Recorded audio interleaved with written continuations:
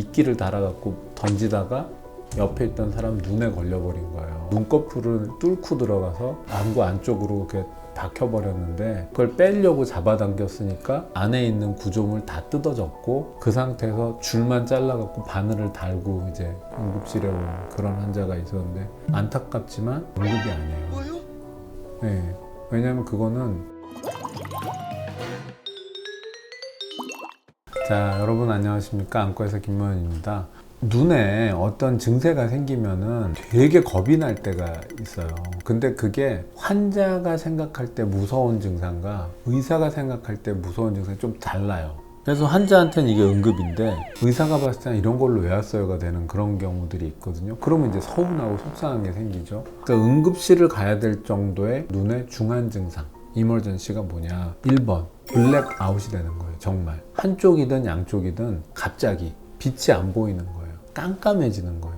진짜 빨리빨리 뭔가를 해야 되니까 지금 내가 뭘 하고 있더라도 놓고 얼른 가야 되는 정도의 응급이라는 거예요. 그렇게 될 수 있는 상황은 혈관에 염증이 생기는 경우에 안에서 혈소판이랑 막 달라붙어 그냥 막혀버릴 수 있습니다. 그 경우는 빨리 뚫어주지 않으면 정말 이틀 안에 다 끝나버려요. 왜냐하면 동맥혈 산소 공급이 제대로 안 되면 신경 조직인 눈이 금방 끝납니다. 정말로. 정확하게는 안테리어 이스케믹, 엔테리어 옵틱 너브, 편집 혈관염이 이마 쪽에 있는 혈관에도 생기고 시신경으로도 가는 혈관에도 생겨요. 그게 이제 동시에 생기면은 두통 이러고 있었는데 시신경 쪽 혈관염이 확 진행을 하면 안 보여버리는 거죠. 그러니까 뭔가 두통이 생기면서 갑자기 블랙아웃이 됐다. 이거는 안과적 응급이에요. 그 다음에 녹내장, 즉 눈의 압력이 정말 많이 올라가도 두통도 생길 수 있고 안 보일 수도 있고, 근데 그때 완전 블랙이 되진 않아요. 뿌옇게 보이죠.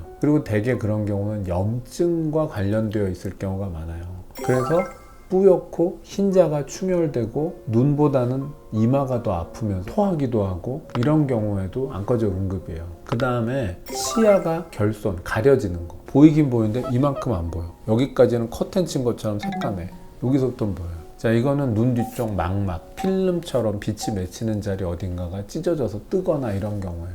근데 블랙아웃이 되는 것에 비하면 덜 응급이에요. 이거는 수술이 필요한데 당장 수술 이런 건 아니니까. 그래도 빨리 가야 되는 거고 수술을 해야 될 수도 있으니까 뭐 씻을 거 씻고 준비 좀 해서 가셔도 되는 거고, 사실 그거 빼고는 눈의 응급은 별로 없어요. 빨리 가면 살릴 수 있고 늦으면 돌아올 수 없는, 바로 이제 그게 응급질환의 핵심이에요. 예전에 이제 응급실 근무 많이 할 때 정말 운 없는, 눈만 희한하게 많이 다친 그런 경우가 응급실에 오신 경우가 있었는데, 낚싯바늘은 물고기도 이렇게 물면 잘 안 빠지게 돼 있어요. 그리고 낚싯바늘이 이렇게 하나만 있는 것도 있지만 세 가닥 삼지창처럼 막 달려 있는 것도 있고 끝에가 훅으로 이렇게 딱 돼서 물고기가 걸리면 이런 식으로 잡아당기게 돼 있잖아요. 근데 미끼를 달아갖고 던지다가 옆에 있던 사람 눈에 걸려버린 거예요. 근데 이제 눈꺼풀을 뚫고 들어가서 안구 안쪽으로 이렇게 박혀버렸는데 거기에 달아놨던 미끼, 그거를 눈 안쪽으로 바늘과 함께 박아 넣어버린 상태고, 그걸 빼려고 잡아당겼으니까 빠지지도 않겠지만 안에 있는 구조물 다 뜯어졌고 그 상태에서 줄만 잘라갖고 바늘을 달고 이제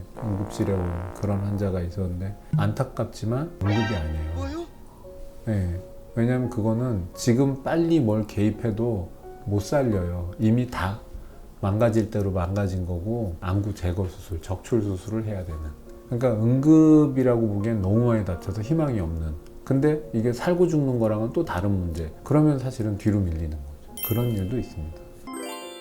인턴 때 이제 제 12월 달에 응급실 인턴이었는데 별의별 일이 우다다다 터지는 시기잖아요. 저쪽에서는 교통사고 하면서 CPR 치고 있고, 뭐 신장에 물 차갖고 혈압 막 80 막 이 중에 뭐가 제일 급한 거 누구부터 봐야 되고, 그 순서가 틀리면 최대한 많은 사람을 할 수 없고, 그 판단을 하는 트레이닝은 받았거든요. 근데 그게 저랑 친한 사람이 눈이 뻘개져가지고 나 큰일 날 것 같아, 이게 뭐야, 눈도 안 보이는 건데. 근데 제가 봤을 땐 그게 코피 난 거랑 크게 다르지 않아.